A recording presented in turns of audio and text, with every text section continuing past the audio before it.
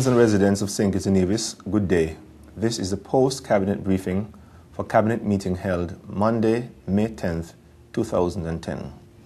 As part of its legal obligation to the Federation of St. Kitts and Nevis, the IMF, or the International Monetary Fund, visited St. Kitts and Nevis from April 27th to May 7th, 2010 to conduct an Article 4 assessment of the macroeconomic status of the country and to have important policy dialogue with officials in the government and other stakeholders.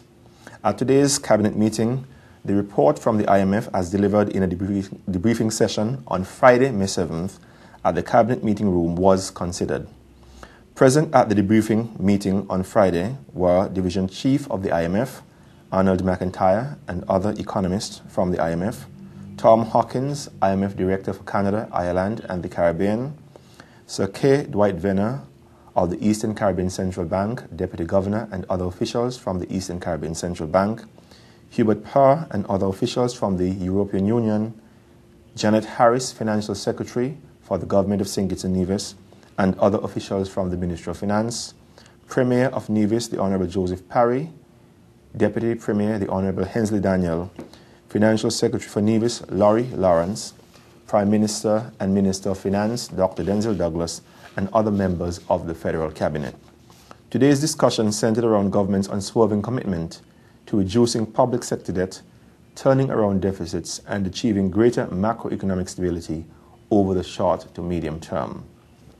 The Honourable Prime Minister and Minister of Finance re-established and re-emphasized the commitment of government to reducing public spending through a number of initiatives. Important among those are the following. 1. Tax reform through the implementation of the value-added tax, or VAT, by November of this year, 2010.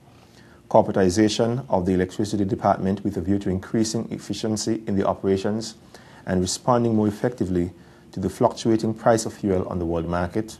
Third, aggressive pursuit of our debt management strategy through the Debt Management Unit in the Ministry of Finance, with EU support for an experienced consultant in debt management. 4. Reduction in expenditure on personal emoluments by reducing the public sector size through natural attrition and generally freezing salary increases for the time being. Lastly, review of our concessional regime to ensure a more effective application of government's policy of assisting businesses and spurring investment through the extension of tax concessions. All signals indicate that although small and large economies around the world have been hard hit by the current economic crisis, including our own, the Federation's economy will return to growth in the medium term, and macroeconomic stability will be bolstered, particularly assisted by the implementation of the preceding initiatives. Cabinet received an update on the YES, or Youth Empowerment Through Skills project, from the Project Coordinating Unit in the Ministry of Youth Empowerment. The YES project commenced in March of 2009, partly in response to the global economic crisis and the need to improve vocational skills of unemployed youth in the Federation to better enable them to find jobs that require a level of mastery of particular skills, including attitudinal skills, and to prepare a cadre of them to start their own small businesses. To date, 1,100 persons have received training in a variety of disciplines in the YES project, such as hospitality and hotel trades, building construction, industrial maintenance, business administration, beauty services, agriculture, metalwork, and clothing and textile at a cost of over $10 million to date. Minister of Youth Empowerment, the Honourable Glenn Phillip, highlighted the need for the YES trainees to be officially certified in their respective areas of training so that when they graduate from the program, there is proof of training to be offered to employers and lending institutions as they seek employment or opportunities to start their own small businesses. Minister Phillip, who heads the ministry administering the YES project, took pride in the fact that the students of the YES project had been assigned to the ICC cricket operational team and have been engaged in other useful projects such as maintenance of the Silver Jubilee Stadium and other facilities in the Federation. Members of government raised concern about the lack of discipline and self-application to the training of some of the students of the YES project. It was concluded that such students should be weaned from the project to ensure that very scarce public resources are applied in a justifiable way.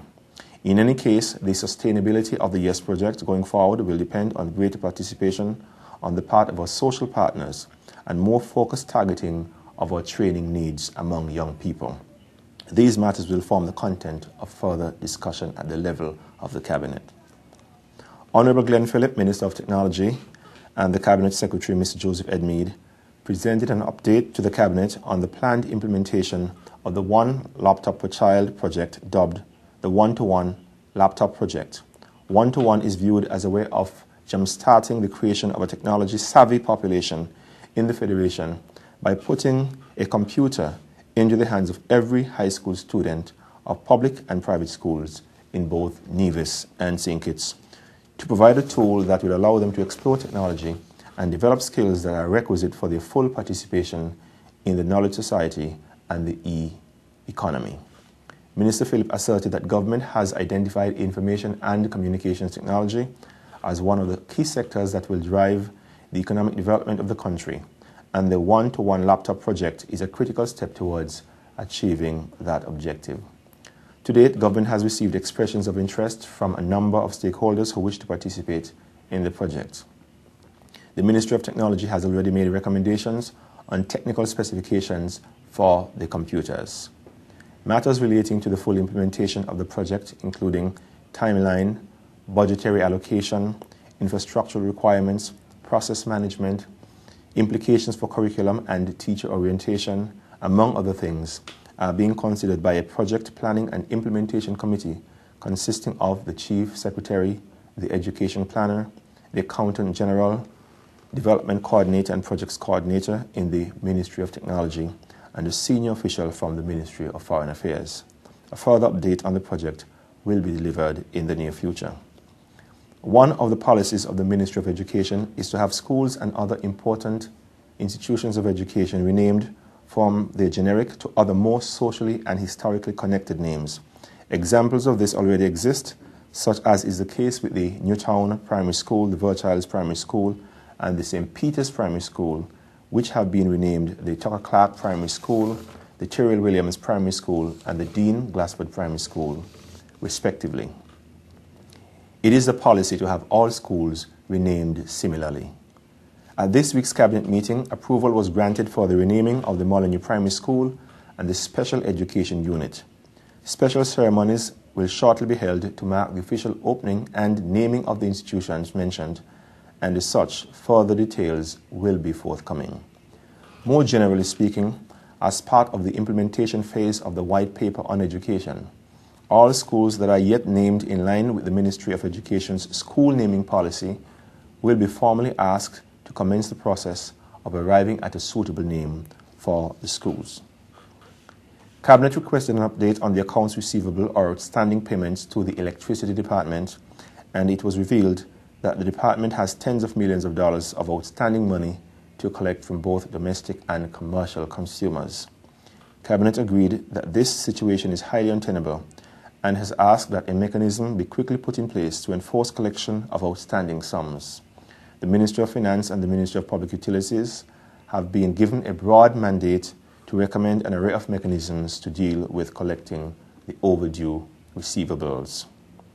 Minister of Education, the Honourable Nigel Carty, presented to Cabinet an overview of the financial obligations of the government of St. Kitts and Nevis to the University of the West Indies for support of our students pursuing degree studies at the three traditional campuses, Mona in Jamaica, Cave Hill in Barbados, and St. Augustine in Trinidad and Tobago, and at the open or online campus.